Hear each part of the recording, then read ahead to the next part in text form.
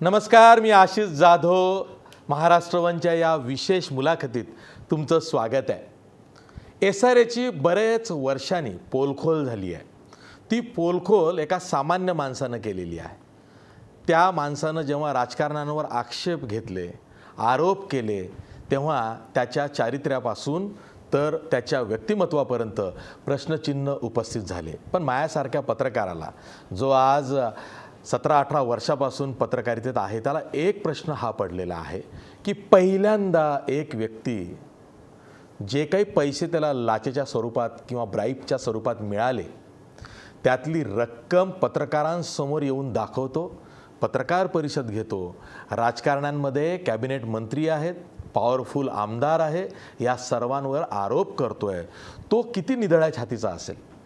कारण एवढी मोठी रक्कम घेऊन राजकारण्यांवर आरोप करणं, त्याच्या जीवाचं काही बरं वाईट होऊ शकतं याची कल्पना त्याला नाही का? मुंबईसारख्या ठिकाणी जिथं तो SRA मधल्या व्यवस्थेचा पर्दाफाश करतो, तेव्हा त्याला हे नक्कीच माहिती आहे की उद्या त्याच्या जीवाचं बरं वाईट होऊ शकतं. आणि म्हणूनच त्या माणसाची आज मुलाखत घ्यायची आहे. त्याला असं का वाटलं?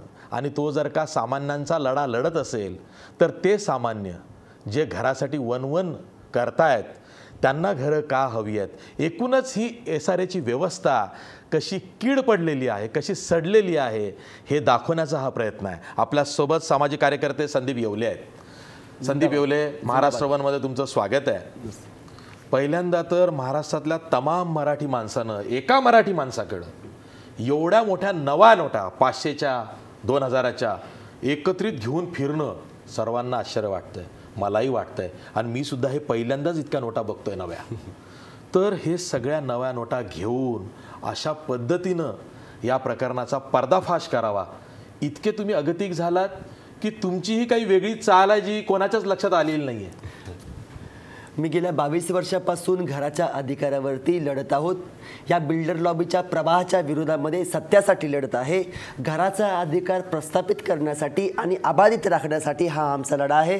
आणि हा आमचा विकासाच्या विरोधामध्ये लढा नसून शाश्वत विकासासाठी आहे. आणि विकासाचं गाजर दाखवून ज्या कष्टकऱ्यांनी ही मुंबई घडवली, सजवली, नटवली, त्या कष्टकऱ्यांना विकासाचं गाजर दाखवून जर मुंबईच्या बाहेर ढकलत असेल सरकार, तर त्या योजनेच्या विरोधामध्ये आम्ही नक्कीच बोलू.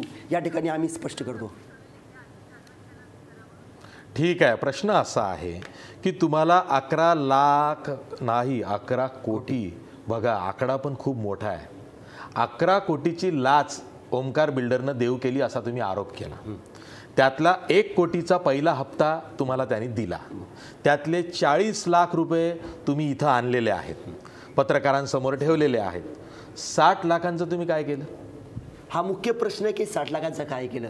जेव्हा कामगार कंपनीमध्ये काम करतो, त्या कामामुळे त्याला जर कुठला आजार झाला, त्याला आपण ऑक्युपेशनल डिझीज म्हणतो, आणि त्याच्यासाठी जे मुआवजा आहे ते कंपनी देते. त्याच्यामुळे आपल्या सरकारी यंत्रणेनी आणि बिल्डरांनी आमच्या मुंबईला, आमच्या हनुमानगरच्या रहिवाशांना जो बिल्डेरिया आजार लावला, तो आजाराचा खर्च कोण करणार? म्हणून मी निर्णय घेतला की ते 60 लाख रुपये आमच्या आजाराचं निदान करण्यासाठी पाहिजे. त्याचा हिशोब माझ्याकडे आहे. 260 लोकांना 33-38च्या कारवाईच्या नोटीस आलेल्या. त्याच्यामध्ये काही लोकांची पॉवर ऑफ अटर्नी मी घेऊन लढलो. त्याच्या बाकीच्या उरलेल्या केसेस आहेत ते 3 वकिलांना आम्ही दिलेल्या. प्रत्येकाला एका झोपडीचे 5,000 रुपये मुलुंडला खर्च झाला. ॲडिशनल कलेक्टरकडे 5,000 खर्च झाला. SRA मध्ये 5,000 खर्च झाला. हायकोर्टमध्ये आता 5,000 खर्च होणार आहे. HPC मध्ये एक सोसायटी गेलेली आहे.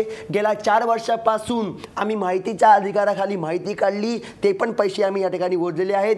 झेरॉक्सचा कमीत कमी आमचा मोठ्या प्रमाणावरती खर्च झाला. या संपूर्ण कॅम्पेनसाठी लाखो प्रमाणामध्ये पत्रकं छापली, 4-5 वेळा मोठमोठे हॉल बुक केले. त्याच्यानंतर हे स्टिंग ऑपरेशन करण्यासाठी 5 मोबाईल खरेदी करण्यात आले, 1 टॅबलेट खरेदी आला, आयफोन देखील ह्याच खर्चामधला आहे.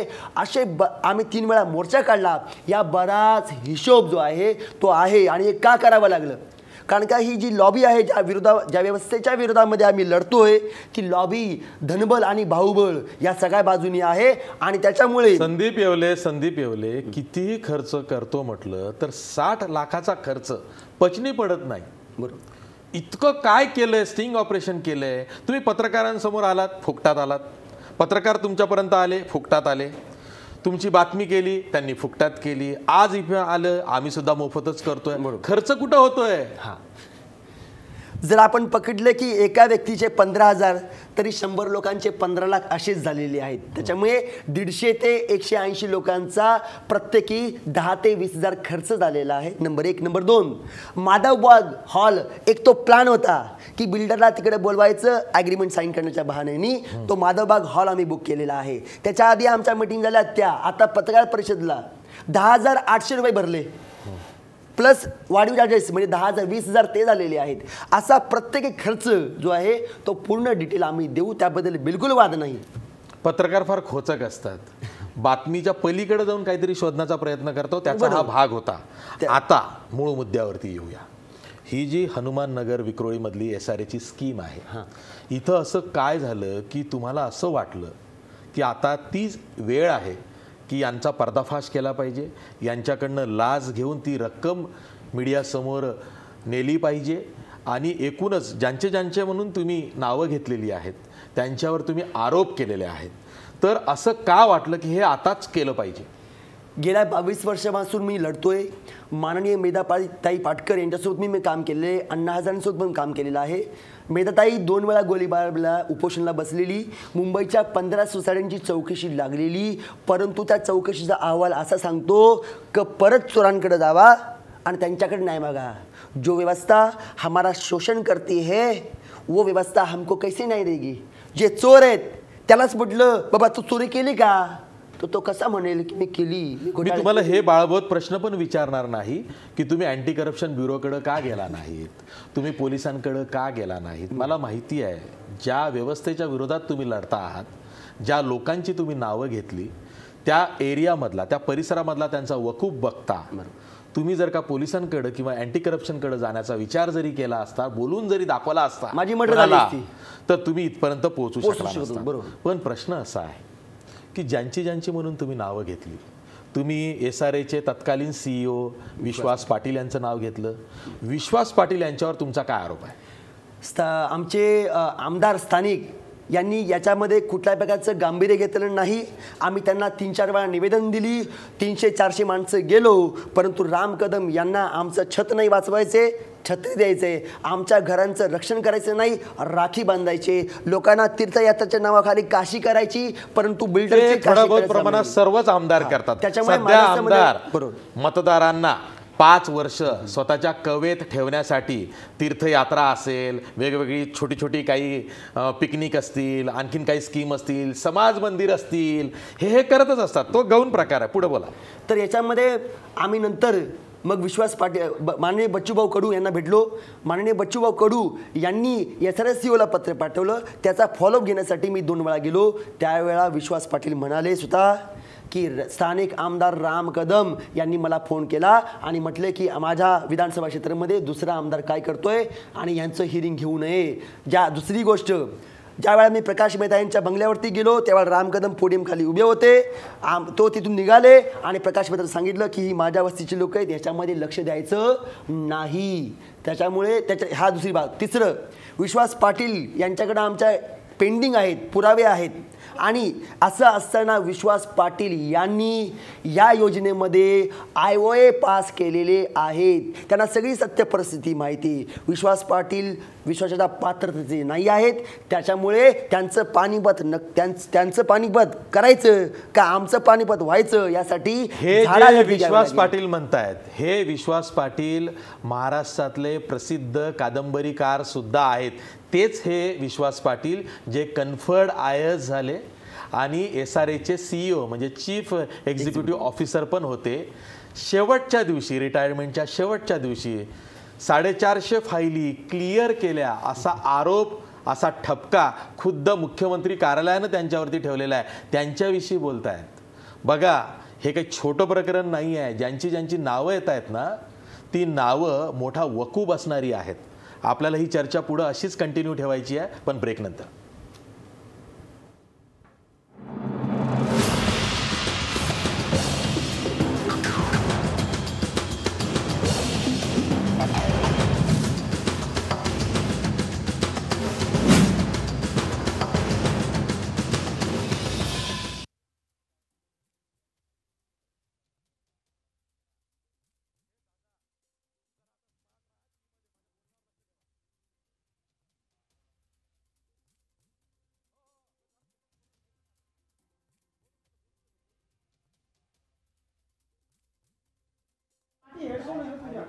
सर आशिष बोलतोय. आशिष, मला तुझ्यावर डिबेट नाही करायची. नाही ठीक आहे ना, मी फक्त तुम्हाला एक प्रश्न विचारतो, तुम्ही उत्तर द्या बस. उत्तर देऊन नंतर बस बस बस तुम्ही तुमचं वर्जन मांडा. मला पण माझ्याकडे पण वेळ नाहीये. नाही त्याच्याबद्दल ना आशिष. हो या या या ओके.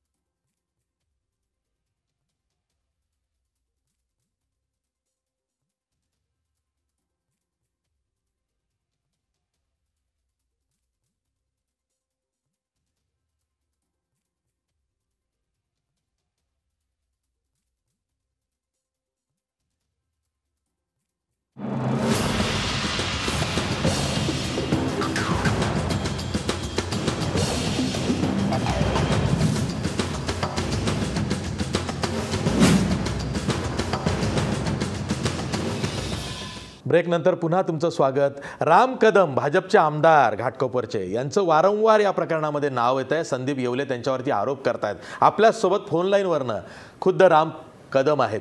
राम कदम, तुमच्यावरती आरोप होत आहेत, त्याविषयी मी तुम्हाला जाब विचारणार नाही.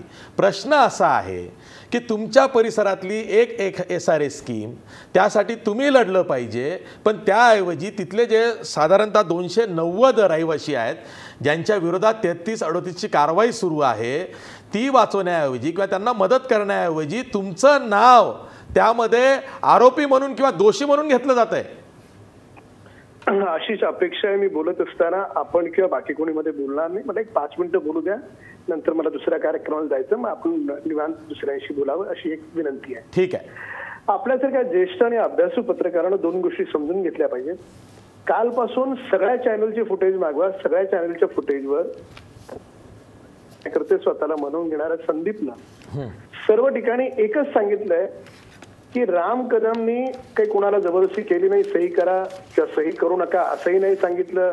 कोणाला स्वतःचा विकास करायचा असेल तर त्यांनी जरूर करावा, त्यांना राम कदम मदत करेल असं मी सांगितलं, असं स्वतः संदीपचं म्हणणं आहे.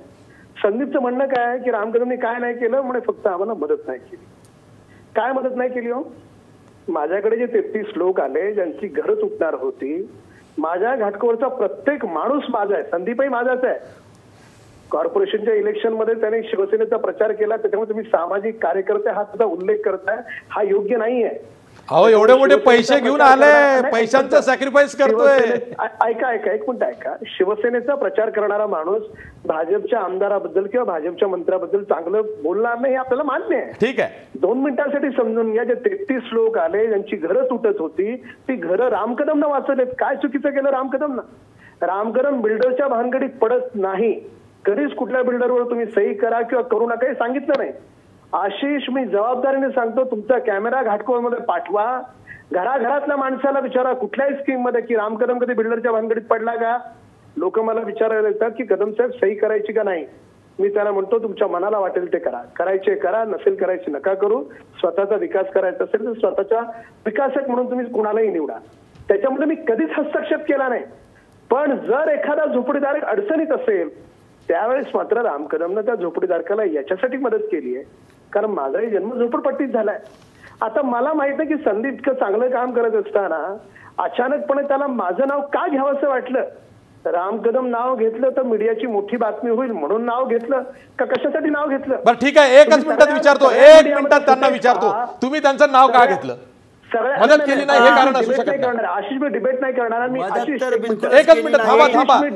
मी एका ओळीत उत्तर घेतोय, मलाही कळू दे. आशिष, मी डिबेट करणार नाही. आशिष, मदत तर बिलकुल केली नाही, परंतु राम कदम बिल्डरांच्या अन्याय अत्याचाराच्या विरोधामध्ये याच्यासाठी बोलत नाही. ठीक आहे, कळलं उत्तर. राम कदम ते म्हणाले तुम्ही ओंकार बिल्डरच्या विरोधात बोलत नाही. 100% बोलतोय. या ओंकार नाही, भारतातला सगळ्यात मोठ्यात मोठा बिल्डर उद्या जर गरीबाला जर छळत असेल तर त्याचा कान धरण्याची ताकद या राम कदम मध्ये निश्चितपणे धरणार.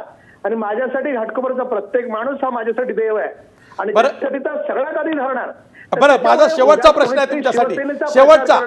राम कदम, मला माहिती आहे तुम्हाला घाई आहे, शेवटचा प्रश्न विचारतो, एकच शेवटचा प्रश्न विचारतो. संदीपनी राम कदमला हे शिकवण्याची आवश्यकता नाही.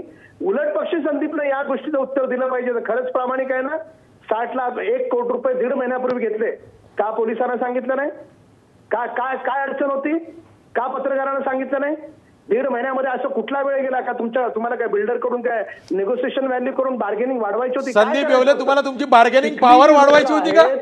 तुम्हाला तुमची बार्गेनिंग पॉवर वाढवायची होती संदीप येवले? 11 कोटी रुपयाचं डॉक्युमेंटेशन करायचं होतं, त्याला बाटलीत आणायचं होतं.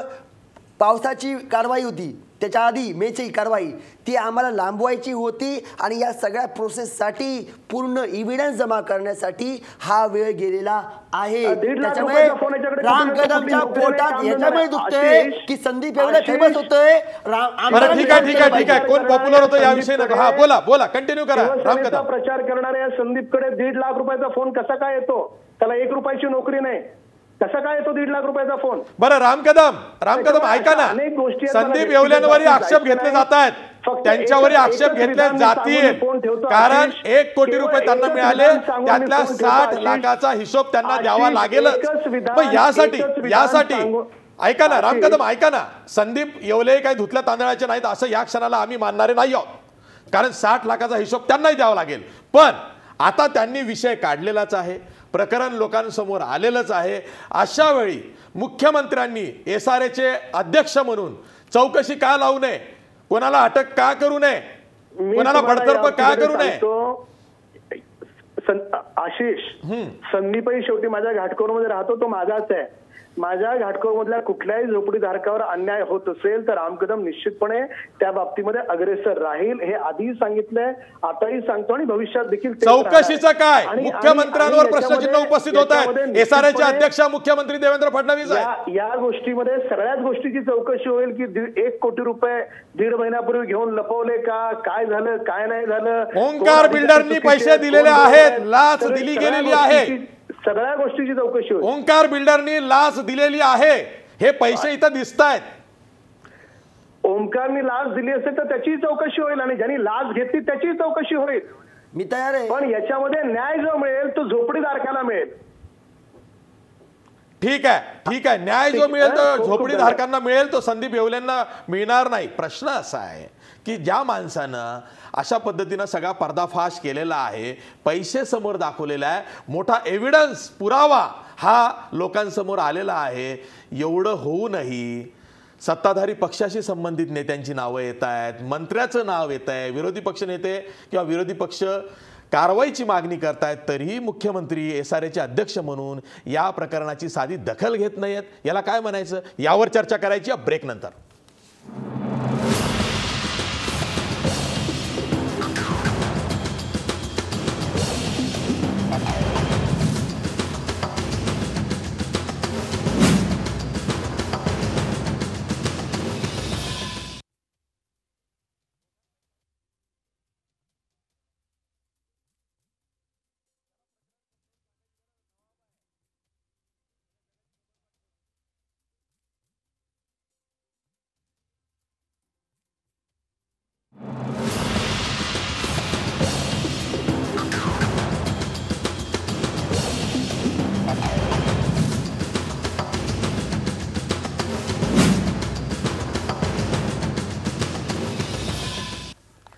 ब्रेक नंतर पुन्हा तुमचं स्वागत. आपल्यासोबत संदीप येवले आहेत.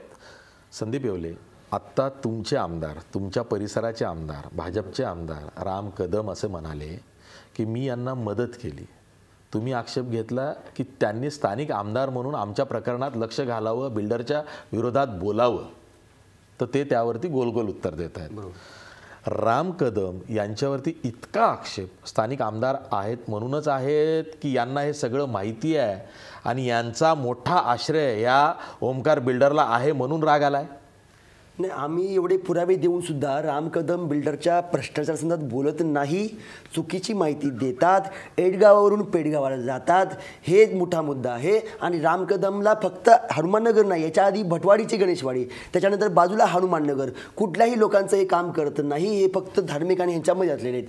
माझं तर असं म्हणणं, हे जे राम कदम जिथे राहतात ऑर्चिड बिल्डिंगमध्ये, रुणवालचं बिल्डर आहे, त्या ठिकाणी पोडियमचं पार्किंग, गाडीचं पार्किंगमध्ये राम कदम यांनी पूर्ण फ्लोर एन्करेज केलेला आहे. जर जो माणूस स्वतः इनलिगल काम करतो तर तो बिल्डरांच्या अन्याय, अत्याचार, भ्रष्टाचाराच्या विरोधामध्ये कसा लढणार?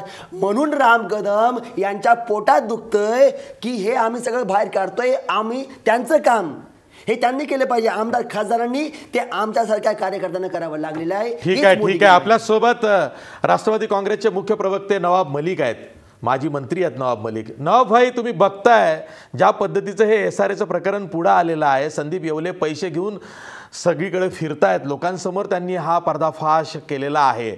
प्रश्न असा आहे की एवढं होऊ नये, SRAचे अध्यक्ष मुख्यमंत्री देवेंद्र फडणवीस काही बोलायला तयार नाही, या प्रकरणाची दखल घेत नाही आहेत. जे गृहनिर्माण मंत्री आहेत प्रकाश मेहता, ते काही बोलत नाही आहेत. स्थानिक आमदार राम कदम यांच्यावर आरोप होत आहेत, ते फक्त बोलत आहेत आणि हे प्रकरण ते तोंडी सावरून घेण्याचा प्रयत्न करतात. या विरोधात विरोधी पक्ष म्हणून तुम्ही आवाज उठवणार की नाही? निश्चित रूपाने ज्या प्रकारे काल ही घटना समोर आली, पैसे घेऊन येवले आणि त्यांच्यासोबतचे त्यांच्या सरकारी समोर आल्यानंतर सरकारची जबाबदारी आहे, तात्काळ एखादी इन्क्वायरी बसवली पाहिजे, त्याच्यातलं खरं काय सत्य काय ते बाहेर आलं पाहिजे. जर सरकार या प्रकरणी गप्प आहे म्हणजे कुठेतरी राज्य आश्रय यांना देण्यात येते असं दिसते. आणि विधिमंडळामध्ये निश्चित रूपाने या विषयावर सरकारला जाब करण्यात येईल. आणि सरकारने, मुख्यमंत्री स्वतः अध्यक्ष SRAचे, त्यांची जबाबदारी आहे की याची दखल घेऊन तात्काळ इन्क्वायरी लावली पाहिजे आणि त्यांनी एखादा कुठेतरी स्टेटमेंट काढून की आम्ही इन्क्वायरी करतो बोललं पाहिजे. पण ते गप आहे म्हणजे राज्य आश्रय आज बरोबर आहे, मुख्यमंत्र्यांची जबाबदारी आहे, त्यांनी दखल घेतली पाहिजे. पण आता मुख्यमंत्री काय बोलणार आहेत, कधी बोलणार आहेत, काय दखल घेणार आहेत, चौकशी लावणार आहेत का? ओंकार बिल्डरनी संदीप येवले यांच्याकडे पैसे पोचवले तर ओंकार बिल्डरचं असं म्हणणं आहे की हे पैसे पुनर्वसनासाठी दिले होते. संदीप येवले, लोकांच्या पुनर्वसनासाठी तुमच्याकडे त्यांनी पैसे दिले होते, मग ते बँकेतून का नाही दिले? नाही, ते चेकनी का नाही दिले? त्यांनी पुनर्वसनासाठी पैसेच दिलेले नाही आहेत. आता ते गटांगळ्या खाऊन जे खोटं बोलण्याचं काम ते करतायत, ते सगळं आम्ही कॅमेरामध्ये कैद केलेलं आहे. मोबाईलचं कॉल रेकॉर्डिंग आहे. ही 11 कोटीची लाच दिलेली आहे. कोणताही माहितीचा अधिकार टाकू नये, योजना सुरळीतपणे चालावी, कुठलंही लिटिगेशन जाऊ नये. त्याच्यामुळे ते आता पलटी मारतायत. हा भाग वेगळा आहे. त्याच्यामुळे ही लाचच आहे. कुठल्याही पुनर्वसनासाठी केलेलं नाही, कुठल्याही भाड्यासाठी दिलेलं नाही आहे. ठीक आहे. या प्रकरणाची आता चौकशी आज ना उद्या मुख्यमंत्र्यांना SRAचे अध्यक्ष म्हणून दखल घेऊन लावावीच लावणार आहे. त्यांचं ते नैतिक कर्तव्य आहे. आज ना उद्या ते घोषणा करतीलही.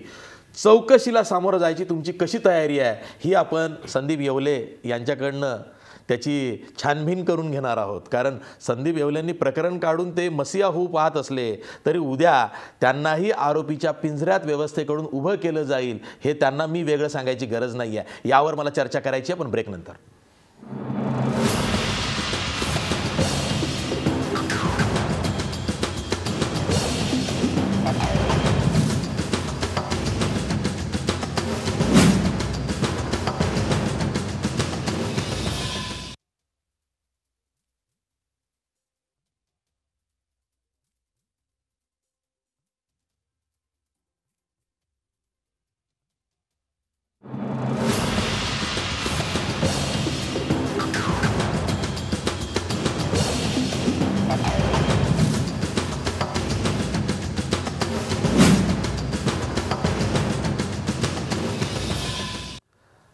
ब्रेकनंतर पुन्हा तुमचं स्वागत. आपल्यासोबत संदीप येवले आहेत. संदीप येवले, प्रश्न असा आहे, जसं मी आधी बोललो की चौकशी लागणार आणि चौकशी लागल्यानंतर तुमची पण चौकशी होणार. नक्कीच. तुमची किती तयारी आहे, काय पुरावे तुमच्याकडे आहे चौकशीसाठी आणि तुम्ही त्या चौकशीमध्ये काय मागणी करणार आहात? टोटल कॉल रेकॉर्डिंग माझ्याकडे डिटेल आहे. स्टिंग ऑपरेशन तुमच्याकडे आहे. चौकशीला मी जायला तयार आहे. माझी ब्रेन मॅपिंग, माझी नार्को टेस्ट, माझी पॉलिग्राफ टेस्ट करा, माझं फोन रेकॉर्डिंग करा. परंतु माझ्यासोबत SRA, MHADA, additional collector, deputy collector सगळ्यांचं फोन रेकॉर्डिंग करा. सगळं सिंडिकेट ओपन होईल आणि महाराष्ट्रावरती जे 3.5 लाख करोड कर्ज जे आहे ते कर्जातून आपण मुक्त होऊ.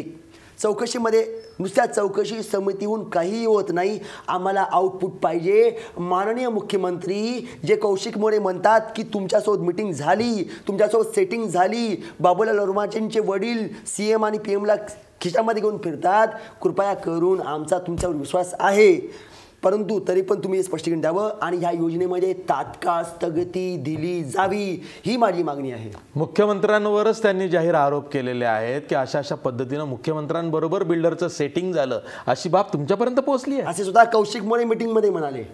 ठीक आहे. आता प्रश्न शेवटचा. हे जे पैसे आहेत 40 लाख रुपये, 500च्या आणि 2000च्या नव्या नोटा, यांचं तुम्ही काय करणार आहात? हे आम्ही मुख्यमंत्र्यांच्या निधीमध्ये आदिवासींच्या विभागामध्ये, पाटणमध्ये, आदिवासी पाटणमध्ये विकास कामासाठी खर्च करण्यास देऊ. आणि ते आमचं म्हणणंच आहे की ज्या ठिकाणी अन्न, वस्त्र, निवारा आणि स्वास्थ्य शिक्षा मिळत नाही त्या ठिकाणी खर्चले जावे. ठीक आहे. मुख्यमंत्री हे SRAचे अध्यक्ष आहेत. SRA म्हणजे मुंबईतले जे झोपडपट्टीग्रस्त रहिवासी आहेत त्यांना पक्की घरं देण्याची स्कीम ही सेना भाजपच्याच युती सरकारच्या काळात सुरू झाली. शिवशाही प्रकल्प नावानं सुरू झाली. नंतर ती SRA झोपू योजना म्हणून आलेली आहे. त्यामध्ये अनेक घोळ झालेले आहेत. अनेक प्रकल्प फार चांगल्या पद्धतीनं झाले असं कुठलंही उदाहरण नाही आहे. सगळीकडं रखडत रडत अशीच ही प्रकरणं झालेली आहेत. मोठे मोठे वाद झाले, घोटाळे झाले, तरी ही योजना अजूनही सुरू आहे. आणि मुख्यमंत्री म्हणून देवेंद्र फडणवीस हे SRAचे तत्कालीन अध्यक्ष आहेत. त्यांच्यावर सुद्धा आरोप संदीप येवलेंनी केलेले आहे. एवढं असूनही ही जी लाच म्हणून मिळालेली रक्कम आहे, त्यातली उरलेली जी 40 लाखाची रक्कम आहे, ती मुख्यमंत्री मदत निधीमध्ये देऊ करतायत. आता तरी मुख्यमंत्र्यांनी या प्रकरणाची, जे संदीप येवले यांनी काढलेलं आहे, त्याची चौकशी लावतील का? गृहनिर्माण मंत्री प्रकाश मेहता यांना बडतर्फ करतील का? भाजपचे आमदार राम कदम यांच्यावर कारवाई करतील का? आणि या प्रकरणामध्ये ओंकार बिल्डर यांना तात्काळ अटक करतील का? कारण त्यांनी पैसे दिले असा आरोप झालेला आहे. निदान चौकशी तरी लवकर लावतील का, असा प्रश्न महाराष्ट्र विचारतोय. आज इथंच थांबूया. पाहत राहा महाराष्ट्र वन.